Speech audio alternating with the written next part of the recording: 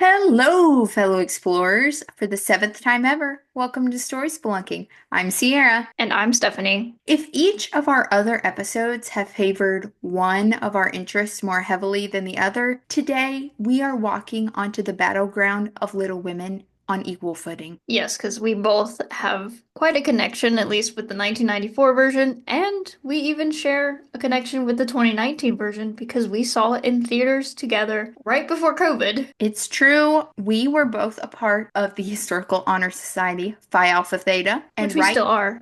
that's true. I think it's lifetime membership. It is a lifetime. So we saw two movies at our town's Dollar Theater right before COVID hit. One being, of course, 2019's Little Women, and two being one we will inevitably have to speak of another day, 1917. Yes, and you can probably guess which one I favored more. I have a very vivid memory of sitting right next to you in the theater at 1917, and I was visibly crying. And you looked over at me and said, "You don't watch war movies a lot, do you?" I don't remember saying that. That's quite insensitive of me. I'm No, I sorry. laugh. I laugh. I think it's funny. But today we're talking about Little Women. And that kind of brings us to the theme of this episode is what makes a good adaptation. Though we will have to be very upfront at the beginning that at least I haven't read the book in about 15 years. I'm aging myself here, but it's been a while since I read Little Women. I have not read the book, and I'm using read loosely because my third grade teacher read it aloud to us in the afternoons. I have not listened to this book since I was in the third grade, and not to age myself, but that was quite a while ago. Yeah, so when we're talking about adaptation, we're more talking about from a film perspective and less from whether or not this is an accurate adaptation of the source material. We're more looking at them as films in their own right. We're looking at it from the perspective of two films that take on the same story in slightly different, or maybe not just so slightly different ways. I mean, I read the book, like I said, several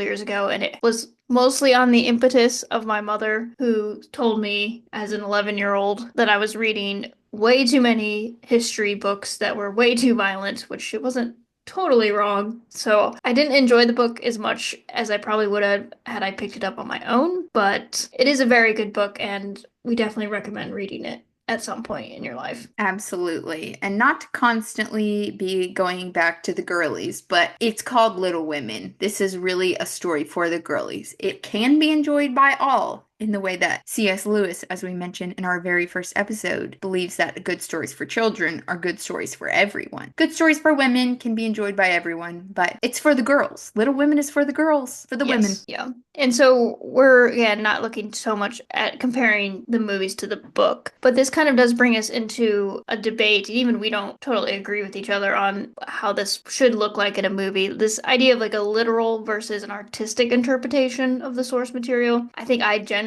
would favor more of a literal interpretation of things. I think we can agree that the difference in the historical perspective in Little Women is that Little Women is set in history. It was written during a historical period, but it's not about real people. Exactly. So this serves as a contrast to what we were talking about in the Anastasia episode, because that was dealing with real people who really lived and really experienced certain events, whereas this is a fictional story set in a historical period. Yes, there's not the risk of disrespecting real people with this one because the people are made up. However, I think we also can certainly agree upon the fact that one of these movies does fit better within its historical context. Yes. And so while we are both attempting to become recovering haters, we have to briefly relapse and explain a little bit why or what some of the issues I have with the 2019 version of Little Women. We are falling back into sipping the haterade, sometimes hard on this one, because there is no denying, there will be no denying the fact that we are both heavily biased in favor of the 1994 movie. Yes. I'm not sure when you first saw this movie, but I was fairly young when I saw it for the first time. I would say like 6 years old. So the 1994 version has an element of nostalgia that clouds my judgment in some cases. So I want to be clear with our biases. The 1994 Little Women is my nan's favorite movie. I loved it growing up. I watched it at her house. I watched it at my house. I introduced it to my best friend, Bestie Abigail, friend of the show, constantly mentioned, who was, I think she would not mind me saying, obsessed with Christian Bale at a time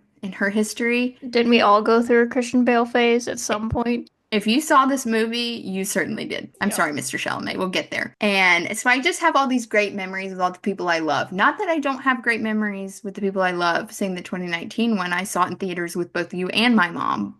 But there's something about the nostalgia of growing up with the 1994 movie. Yeah, exactly. Ultimately, my issue with the 2019 version involves the decision of the director to not go chronologically. I think that's part of the interpretation aspect. 2019 is much more of an artistic interpretation. It's Greta Gerwig's background is in these sort of artsy indie films. Like her first really big hit was Lady Bird. It's very artsy, whereas the 1994 Little Women is much more of a standard box office movie. The chronological issue for me cascades into a bunch of other issues I have with the movie, and I think it really hurts the character development because you don't grow up with the characters. It seems that you spend less time with them, but it's just like the way that the flashbacks. I feel like some of the flashback sequences don't really make sense as to why we're flashing back to a certain scene when we're flashing back. And to me, it was really disjointing. And this is obviously just my opinion when it comes to, because I think flashbacks can be used very effectively. So I'm not anti-flashback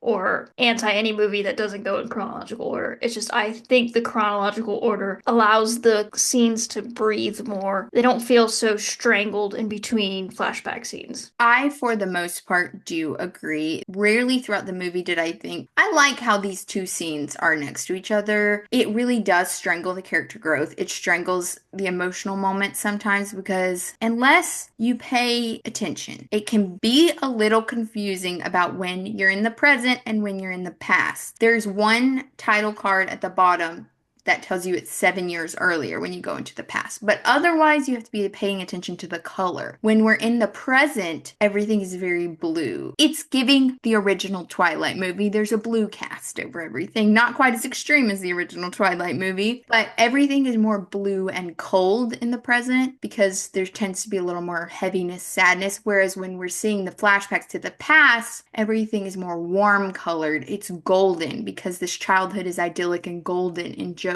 mind. And if you're like me and you totally missed the color grading, which I honestly did not notice at all, it is very jarring. And if you aren't familiar with either the previous adaptation or the book, it may even be confusing as to when, again, like you said, when we're in the present versus when we're in the past. So I think the color grading is a good idea, but maybe the directors and producers didn't realize that some people may not notice that. I haven't really spoken to many people who saw 2019 but didn't see 1994. I think if you're a Little Women head, you're just a Little Women enjoyer. You know what I mean? I think if you're into Little Women, you're into Little Women. So, Exactly. but I could definitely see where it would have been confusing. But I also think there are times where the 2019 version gives us some complexity of emotion by adding some stuff that wasn't there before. And sometimes the juxtaposing scenes of the past and the present even add to the emotion. There's this one moment where instead of being chronological, the scene where Beth recovers, and I'm using air quotes around recovers because she's never quite the same from scarlet fever. So the scene where Beth recovers is immediately prior to the scene where Joe finds out that Beth has died. And I think it may not be everyone's cup of tea because, of course, this is our opinions, but I thought that was a really impactful moment because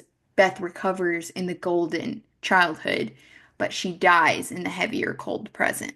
I think I would still prefer the way it is in the 94, but I can definitely see the argument you're making. And I think the final issue I have with what happens when you don't go chronological, and this will bring in my score corner because we must talk about scores. And Thomas Newman's score for the 1994 version is amazing. And I feel like when you don't go chronological, the score doesn't necessarily have the time to build. I would argue the opening theme, it's called Orchard's House, is the name of the track. It's called the main theme. I would actually argue it's Joe's theme because every time you hear it, she's the central figure on the screen and it starts with an oboe. Newman uses different instruments and the piano is the one who takes it when Beth dies, and then it's reorchestrated again at the end for the Under the Umbrella scene. The score for the 2019 version is good, don't get me wrong, but I think it's not quite as impactful because it just doesn't have the time to develop in conjunction with the characters. You'll find no argument from me that the 1994 score is superior and more memorable. I definitely think it's more memorable. However, I believe the scoring in 2019 to me is the color grading to you. I don't feel like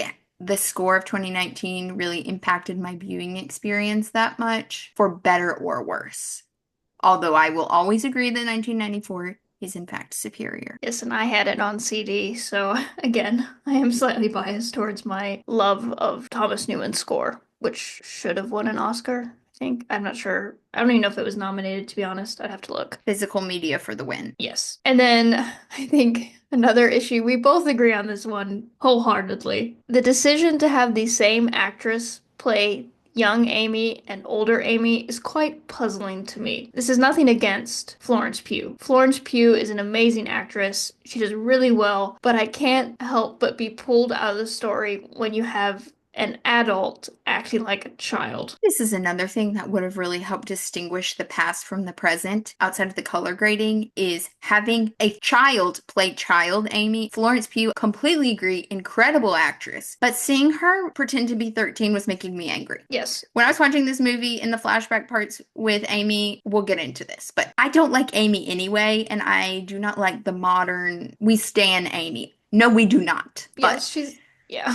Seeing Florence Pugh act 13, because Amy's supposed to be around 13 in the flashbacks, and then seeing her in the classroom of the school with actual children was very jarring. I'm like, those are what children look like, and she does not look like a child. I know they tried with the costuming, which we will get back to costuming at some point, but they tried, but it didn't work. I don't, again, I simply don't understand why you wouldn't hire another actress. Kirsten Dunst as young Amy in 1994, she was born an incredible actress, and she really showed that in the 1994 movie. And then when the actress changes to adult Amy, you really feel the difference, even though you don't feel like it's a different character. I feel like they could have done this here, and it really would have done a lot, but it's just so...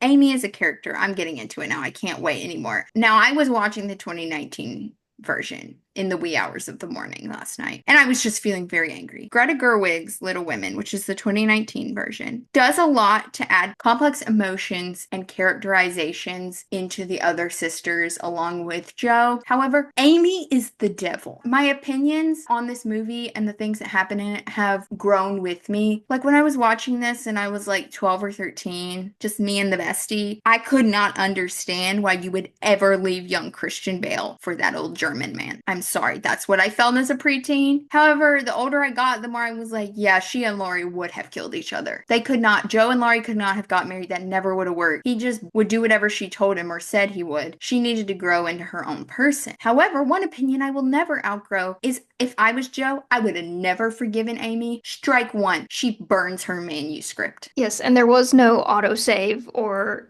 click save button. Once it was burned, it's gone. Not to sound like Willem Dafoe in 2002 Sam Raimi's Spider-Man, but I'm something of a writer myself. And I had a laptop stolen with all of my writings on it before we had the cloud.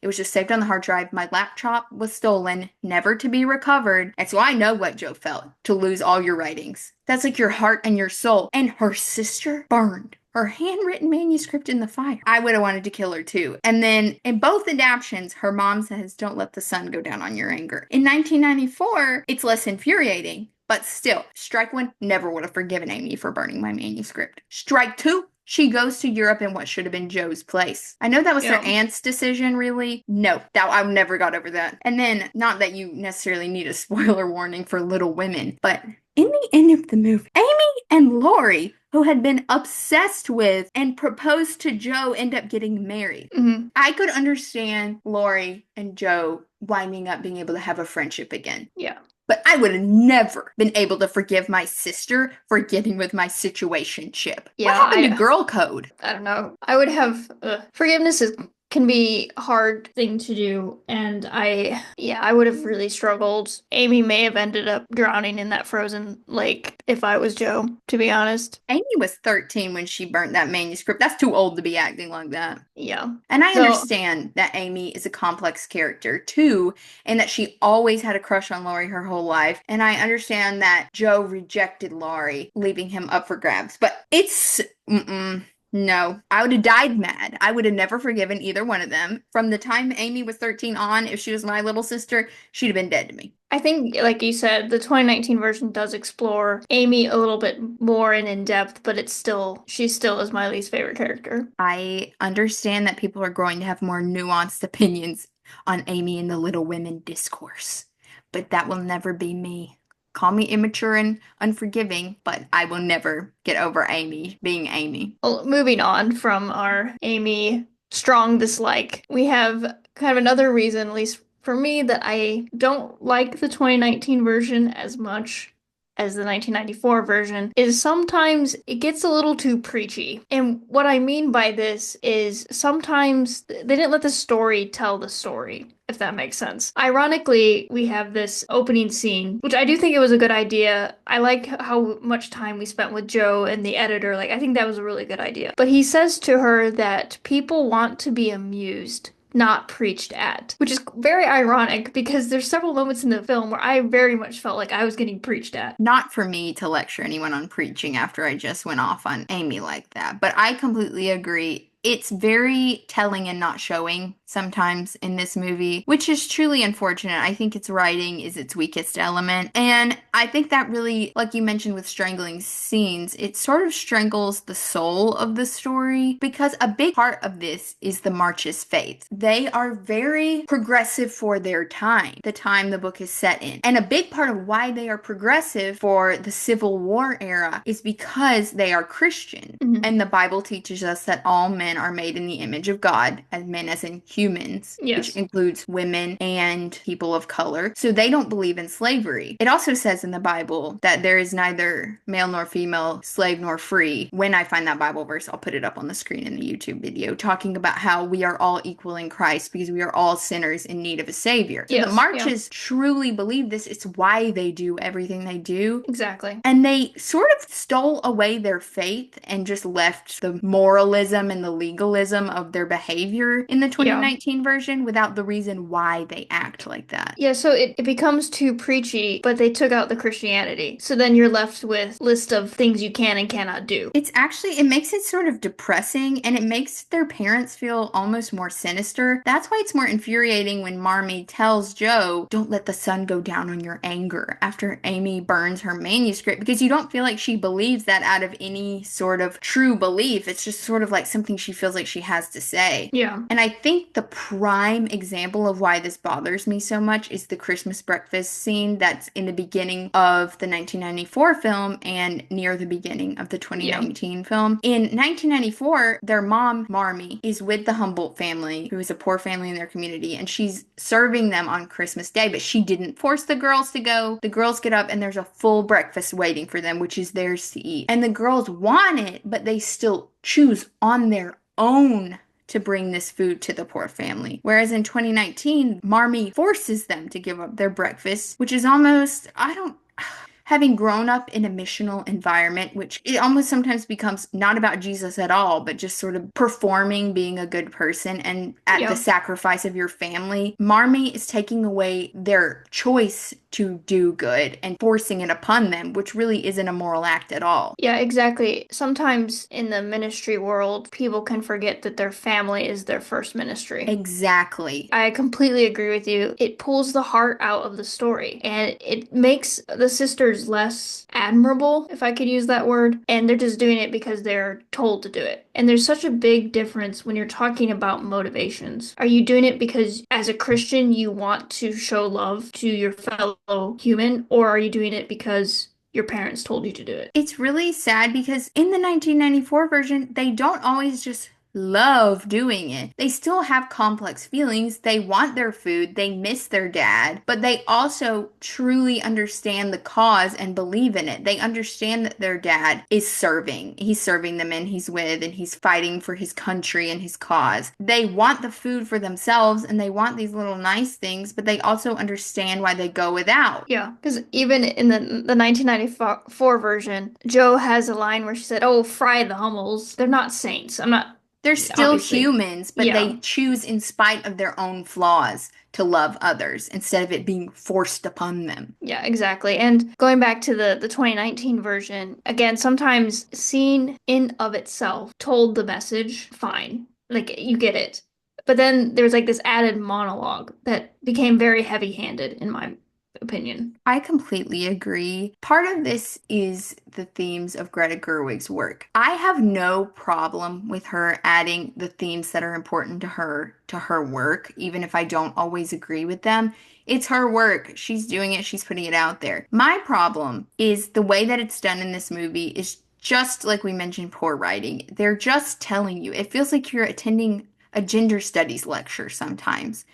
There's a time and a place for that if you want that, and that time and place is not Little Women. Exactly. These women are living in the 1860s and 1870s. They don't know about modern feminism because it doesn't exist, but they're talking like they're on a university campus in the year of our Lord 2019. Exactly. Yeah. It kind of almost undermines itself in a way because I think you could make the argument that Little Women is a feminist book of its time. The key phrase is of its time. It's like she's speaking over the feminists of the past and she's undermining her audience's ability to. It's like she's treating the mostly female audience like they're stupid and they wouldn't get it unless it was explicitly stated. Exactly. And I think this goes right into the other issue with sometimes the modern vernacular just generally throughout the movie is a bit off-putting. It again pulls you out of the context. I think one of the most infuriating lines for me personally was when Marmee is talking with another lady as they're doing volunteer work for soldiers coming back from the front from the Union Army. And Marmee says, "I've spent my whole life ashamed of my country."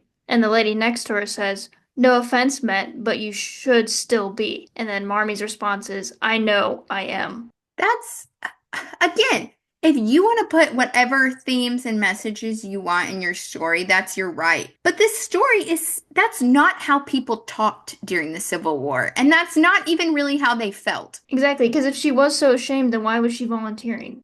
This made me, I had a major eye roll when I first saw it, and I again when I saw it again for the recording, and also it just made me very angry because I'm gonna be honest, I'm a pretty patriotic American, and I come from a military family, so this just rubbed me in the wrong way, and that could just be my own, bias getting in the way, but I still think it also, from a writing perspective, from the perspective of the time period, it just doesn't belong here. The historical context is important for their character motivations because their father's off fighting for the Union to preserve the Union. It almost kind of feels like a lack of historical research and understanding because you just don't, the complexities of people's feelings about the Civil War and racial tensions and why people were fighting. Scholars still debate about it and argue to this day, and I'm not trying to get in there and give my 2 cents on it, even with our historical background. But what I am saying is, again, they just weren't talking like that, and that was not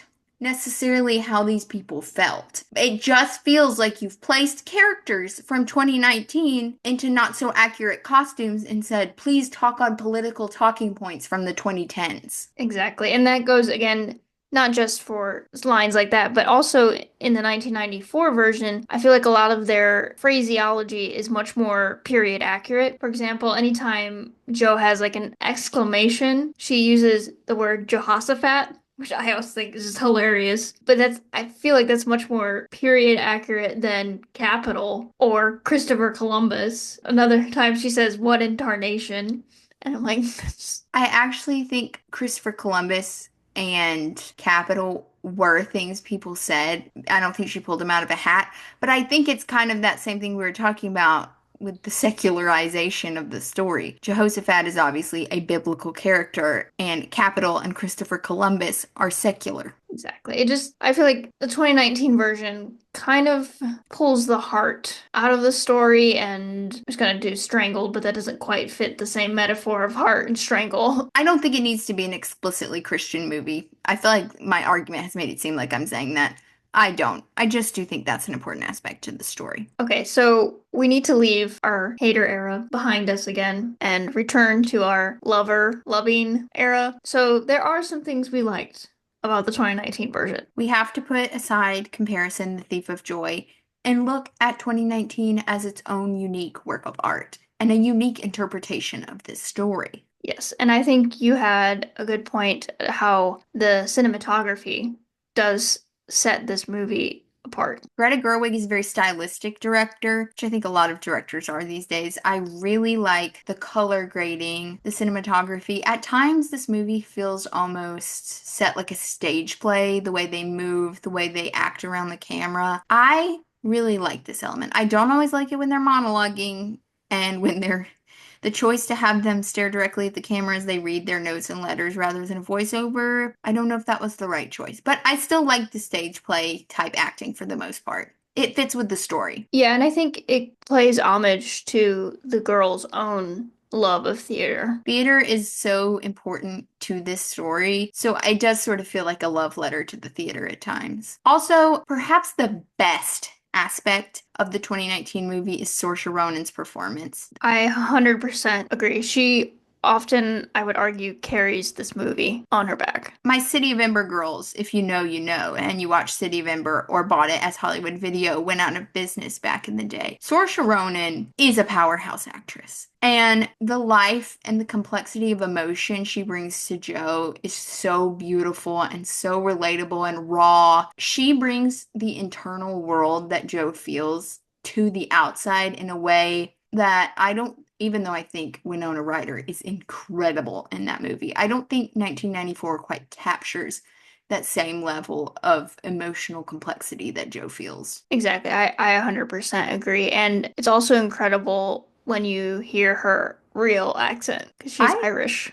I heard her talk on maybe Graham Norton, the Graham Norton show one time about how accent work is actually very muscular. And she's just incredible at it. She's such a great actress. There are very few things I can think of that I saw her in and I didn't like. And to be honest, outside of not casting an additional younger Amy, I think the performances in this movie are overall pretty great. You can't really compare them to 1994, but I think they're really good. Yeah, and initially it took me a moment to get over Christian Bale not being in this movie. But Timothy Chalamet definitely is better than I remember him being in this movie. And he's definitely grown on me as actually quite an incredible actor. I think he's an incredible actor. I did not like him when I first saw this movie. I often felt like he was giving waiter. He just felt like he was about to wait tables at an Olive Garden, even though he, of course, is very handsome. However, as he's been in his side quest era, when I saw him on College Football, I started to really change my opinion. I was feeling more endeared to Timothy. And then I saw him walking around with a tuba. In his side quest era, I'm like, I do like you, Timothy. And I did enjoy his performance in this movie on a rewatch. I had the same kind of emotion with regard to him, and I really liked his performance in both Dune Part 1 and Part 2. It would be interesting, I haven't seen it yet, but it would be interesting to see how he did with the Bob Dylan movie that just came out. I need to see that movie. As we mentioned in our All This Bad Blood episode, folk protest music is my bread and butter and was my capstone project. I haven't seen it yet, but I need to. That's a movie made specifically for me. Again, casting is good in this movie. And then there are some really good added scenes and conversations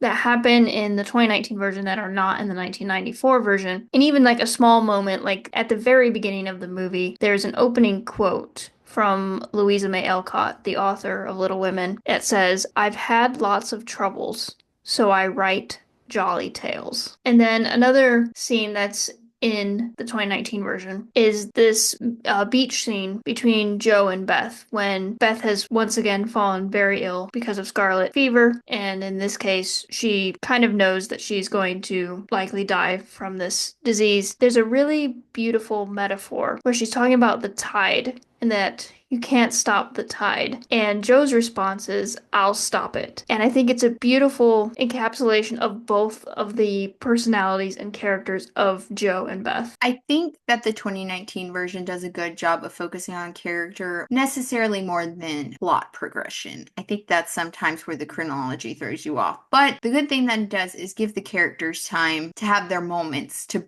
breathe. The scenes may not breathe, but the characters do. And that Yeah. brings me to my favorite scene in the entire movie. The scenes after Beth's death and about Joe and about Laurie and Amy getting married happened sort of quickly towards the end of the 1994 Little Women because the movie's just at its natural conclusion. But with the flashbacks, there's more time to really explore how Joe feels about these things. And there's a scene in the attic of their house between Marmee and Joe. And Joe, Saoirse Ronan, is just giving Joe so much life and complexity, and she's just really exploring her grief about Yeah. losing Beth. It's so raw and real, and in some ways, Joe's grief is expressing itself in humiliating ways. She's regretting not marrying Laurie, turning down his proposal, even though they would not have been good for each other, but because she's just longing for this simpler time and she's lost without this person she's had in her life, basically her whole life. And she starts saying things like, if I was a girl in a book, this would all be so easy. And then she has a theatrical monologue moment where she's just Yeah. really expressing how lost she feels in life. She misses her sister. She's questioning some of her choices. And she says, I just feel like women,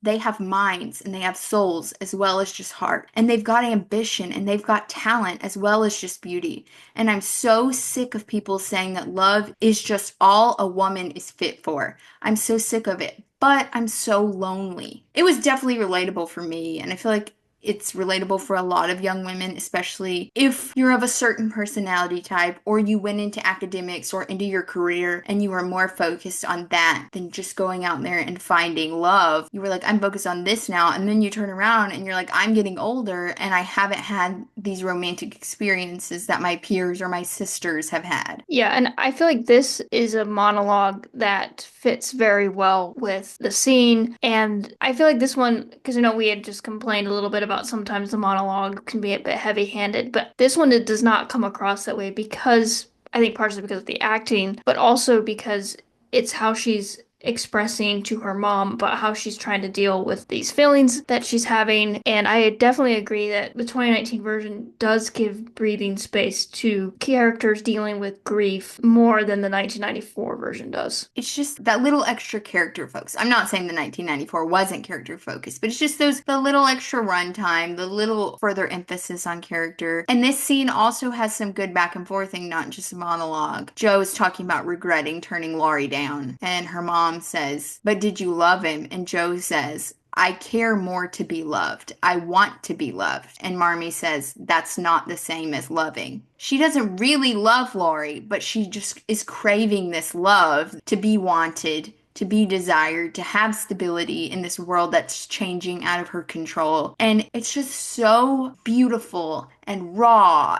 And I love it. I love this scene. My favorite scene in the whole movie. And I think it really adds a lot to Joe's character, which is something I think that this movie and this performance does really well. Yeah, and Joe's not the only one who gets a little bit more screen time in some ways. Amy does, Meg does. I really like the expanded role a little bit of their aunt, Marge. I guess in the 2019 version, she's their great aunt, but in the 1994 version, I don't know. They're In the 1994 version, she's their dad's aunt, so they are great aunt. But in 2019, she is their dad's sister. Yeah, so I don't think that matters too much, but she has arguably one of my favorite lines in the 2019 version that is, I may not always be right, but I am never wrong. That is so funny. Meryl Streep, another great performance. It adds a little bit of levity to a story that can at times get a little heavy. And circling back to the extra character moments for Amy and Meg, as much of an Amy hater as I remain, I do appreciate the work that they put in to make her into a little bit more of her own person. And I think we'll get to this when talking more about the 1994 version. But Florence Pugh and Timothée Chalamet have good chemistry, so it adds a lot. Also, she's always going to be his second choice engagement if they're going to be in a movie together, thinking about Dune as well. Oh yeah, I didn't even think about that. But when Amy is wrestling through the fact that a man who said that he would harm himself if her sister didn't marry him is now like, please marry me. She said, I would be respected if I couldn't be loved, which is a zinger. And then Yeah. Meg, played by Emma Watson, I wouldn't necessarily say the performance of a lifetime, but I still liked it. She says to Joe, because Joe is like, we all need to live these big lives. We can never go away from each other. Don't get married. Go be an actress. Meg looks at her and she says, just because my dreams are different than yours doesn't mean they're unimportant.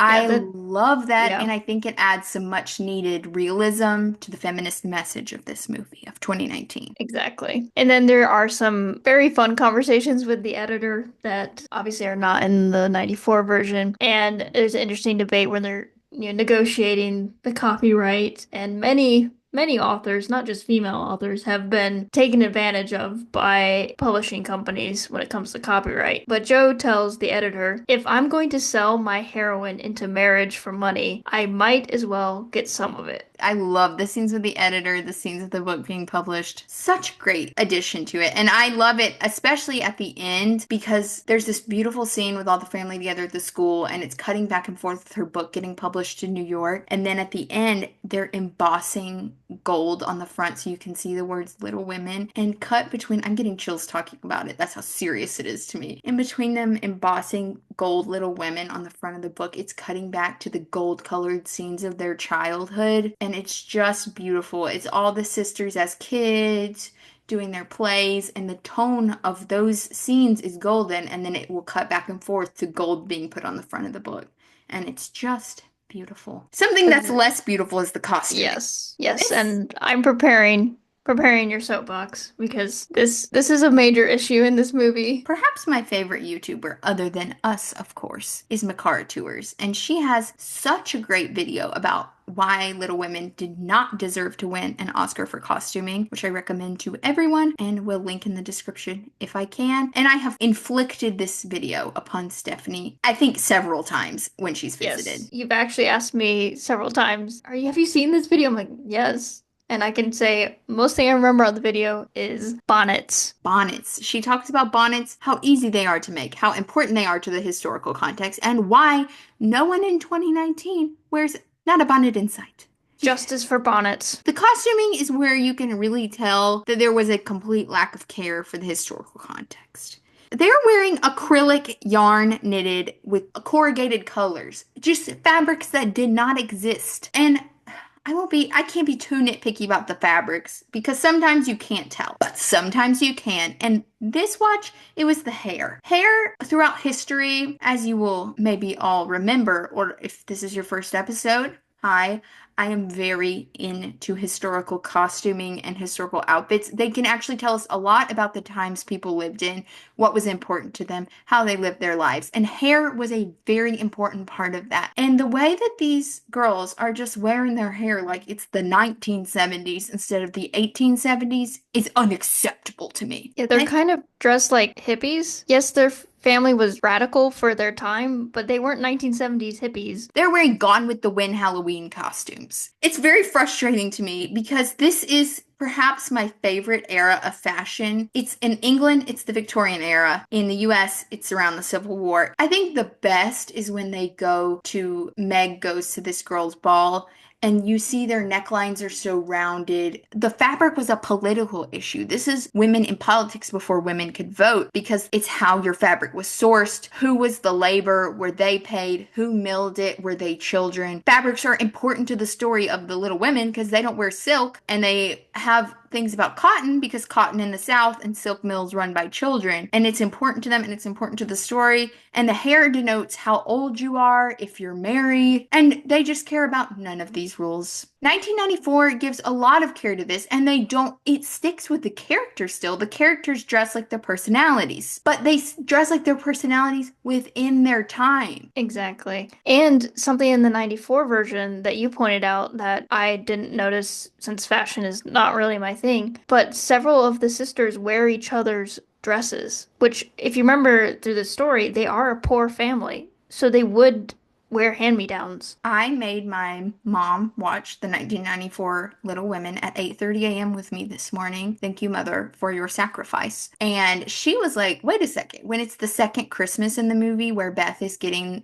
the piano that Mr. Lawrence, their neighbor, has brought over for her, it used to be his little girls. Beth is wearing the dress that Joe wore to the ball she met Laurie at, the one that's burned on the back. And then when Amy is told that she's going to Europe with her aunt instead of Joe, she is wearing the blue dress that Meg initially wore to the ball in the chapter Meg Goes to Vanity Fair. You don't see any of that. In the 2019 version, they wear a lot of different dresses. The hemlines are insane. There's just it's frustrating because all of this was sending a message. It's sort of like flower language in the Victorian era. Their clothes were saying something. It's sort of like in the song American Boy by Estelle and Kanye West, where this is no promotion of Kanye West. He says, before he speak, his suit bespoke. Sort of a double entendre there. Your clothes are speaking before you're saying anything in this era. And their clothes are saying, I got dressed in the dark. I'm wearing my little sister's outfit. It's 3 inches too short for me. And then Joe is running through New York like, yippee, my book is published. And she pulls her hem up to mid-thigh.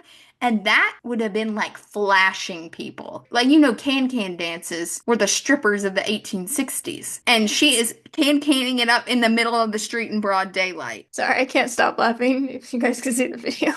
Once you get me yapping on this topic, I am unstoppable. And also sometimes I will just say anything. So I apologize to all of you, but I'm speaking the truth.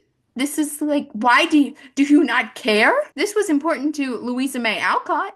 This is her. You're speaking over women. You're speaking over women, trying to tell a woman's story, and you don't even speak the same language. Yeah, that was just reminding me. I need to look up the director of the 1994 version, because wasn't it also a woman? That I could not tell you, but I hope you can tell me, because in my mind, this is Winona Ryder's Little Women. You can keep going on your fashion thing while I quickly Google this. I don't know how much more I can tell you all about the fashion. I think you're catching my drift. It is a woman. And she spoke the language of the women. She cared about women's issues. Gillian Armstrong. Miss Armstrong, you did a wonderful job. That movie is beautiful. The costuming is wonderful. And I like that you cared about what the movie is about. As much as I do appreciate things about 2019, sometimes I understand you're just going whimsical. I think Jojo Rabbit is a little bit like that. Taika Waititi said he didn't even bother to study Hitler because he didn't want to know what that guy thought. That's not a direct quote because he cusses and I'm not a cusser. But you catch my drift. However, what did Louisa May Alcott ever do to you, Miss Gerwig? I don't know. You're using her as a soapbox. Get off of her. But we will go to the 1994 version. And while I will say it is a nearly perfect movie, we do have a few critiques of the 1994 version, to be fair. I personally like some of the aspects of the New York section a little better. I like how Greta Gerwig aged down the professor, the German professor, and fined him up. He's handsome. Yeah, he is much better looking. I would totally agree with this one. Though, ironically, the actor, I believe, is French, not German. Much like Timothée Chalamet, he is French. And then I guess probably my biggest issue with the 1994 version is the relationship between Laurie and Amy. Specifically when Amy is younger.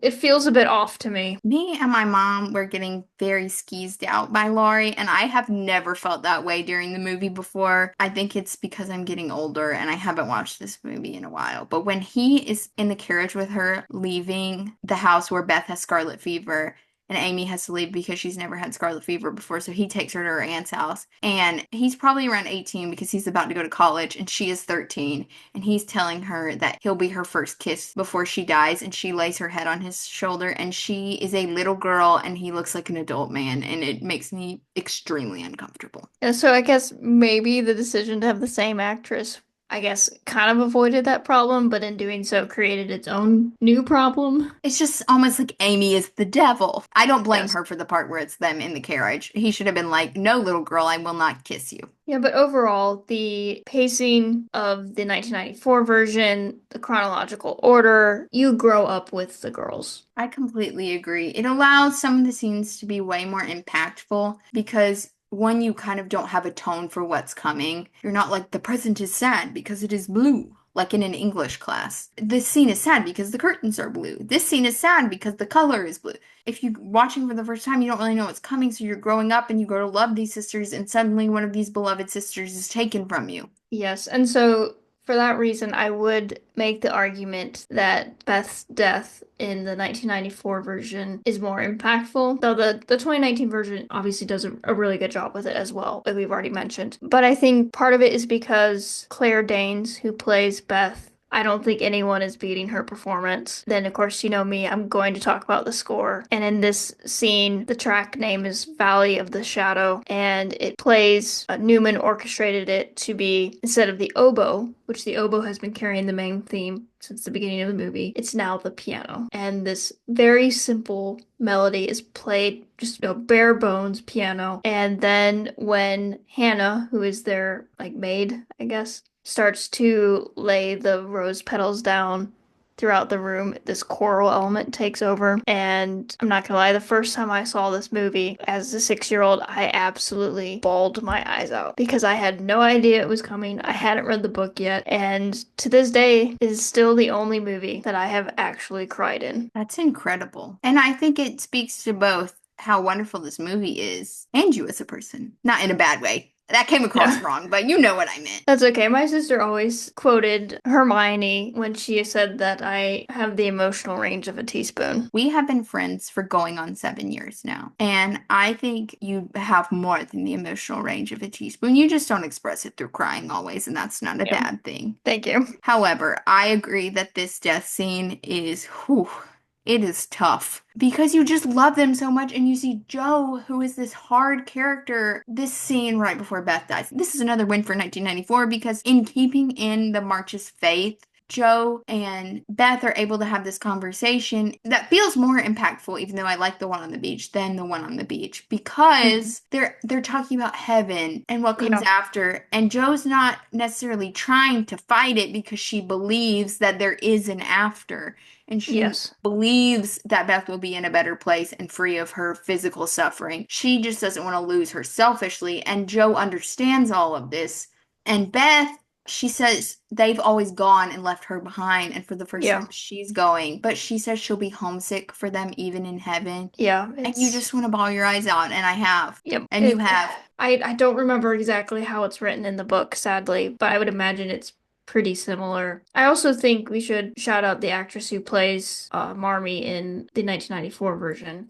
Susan Sarandon, I'm sorry to say to Miss Dern because I really do like her as an actress, but Susan Sarandon was eating Laura Dern up because Laura Dern would say things like, "I'm so angry." That's the fault of the writing, not necessarily Laura Dern. She'd be like, she's like the Hulk. She's like, "I'm always angry." Oh, yeah, I did write that down and I put next to it Hulk. Susan Sarandon doesn't have to say that because sometimes you can just see it.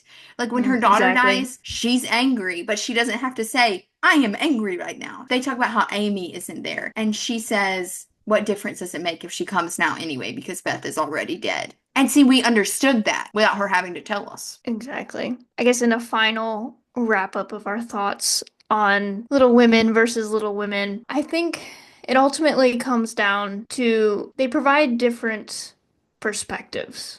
I would say that the narrative framing is different. The framing for 1994 Little Women is for the audience. Yeah. Joe is narrating, Winona Ryder is telling it to us like we're actually reading the book. It's an Mhm. auditory experience. Whereas Greta Gerwig's 2019 Little Women is more visual experience, and it's not that we're reading the book, it's that we're in Joe's head. So we're experiencing the story through Joe's eyes, and that's why it's more jumbled. Yeah, and I think that's a great way of looking at the two films, and that's kind of really helped me not be so critical of the 2019 version because initially I'm like 1994 version is the best and that's the hill I'm going to die on. But when you consider, just like how you mentioned, that it's a different perspective on the same story. And it kind of has different feeling as well. I think the 94 version is more of like a classical movie, if you know what I mean. It's Like a almost like time. a golden age of Hollywood movie. Exactly. Which is probably why I prefer it more. 2019 is very stylistic and artistic. It's more of an indie film, which is Greta Gerwig's background, so that makes sense. Yeah, and I think the strength of both the 2019 version and the 1994 version ultimately lies in its source material. Just like when we had started our very first episode with Harry Potter and the relatable characters, Little Women has relatable characters, and I think we inevitably will relate to one, if not all, of the sisters at any moment in the film. It's like that audio that was used in all those TikToks and Reels and YouTube shorts. It was like, how I love being a woman. And then Hosier played. I think that's so true for this movie. And you're right. I think I personally relate, as if I have not said this enough. I am very Joe. I am Joe coded, but I am also to my core an older sister. So I'm a little bit Meggish in that way. Yeah, I think I'm definitely very much also favor Joe. Like her and I kind of share the same tomboy type, and I think I also have a little bit of Beth because I'm pretty introverted and I share her sentiment of being glad not having to go to the ball because I am not a party person. I don't like being around a lot of people at once. And then maybe also, sadly, a little bit of Amy because I am the younger sister, and so I probably my sister has felt like Joe towards me a few times, Justice to your sister. but I have never destroyed anything of hers. Good, At because least that would not be messed up. at least not irrevocable. I probably have broken toys of hers or stuff like that, but nothing that couldn't be replaced. And I think ultimately both of these films do explore similar themes and they both explore them pretty well. I think there's almost a generational difference. So your preference probably falls more to your age or just it's just kind of your preference. So these themes are explored in both slightly differently, but I think they both do so pretty well. Jo wants to preserve her golden childhood, but life inevitably forces us to change. And it's kind of brings us back to a similar theme that we dealt with the Bastille episode was this struggle that we all face of growing up and we have to become our own person, apart from our family. So who are we on our own 2 feet, not who are we within our family? Who are we when life is changing around us and we want to hold on to it with both hands, but it's going to slip out of your grip. So are you going to let it go or keep holding on even as it's torn away from you? Exactly, and I think that's why the attic scene in the 2019 version is so impactful because we all have had that, the struggling to accept the change that we're facing because everything's going to change. Like you can't stop change, just like you can't stop the tide. Yeah, it's definitely, I would say, a strength in both movies dealing with something that we all face as humans. I completely agree. I think that's why this story is timeless overall, whatever adaptation you like, whether it's the book 2019, 1994, or one of the several other. Yeah, because I believe there is a silent version of this. There's a TV show, I believe, done by the BBC. There's a lot. And so this kind of breaks us down to like what makes a good film, and then like can we actually say what is a good film and what is a bad film? This Because it is is art. This is too big of a topic for us to explore today because I don't want to yap all of your ears off for the next several hours. But in art, in film, in books, in video games, in anything with a narrative, and anything that we want to spelunk into, any story we want to spelunk into, what makes it good? What is good? Can something just be objectively good if your perception of it is entirely subjective? They're very good questions to ask, in which we don't really have answers. I think we both, by far, prefer the 1994 version. But if you like the 2019 version, that is your prerogative. It's art. It doesn't make you less of a connoisseur of film to like one over the other, and it doesn't make you more of one to like one over the other. I think Exactly.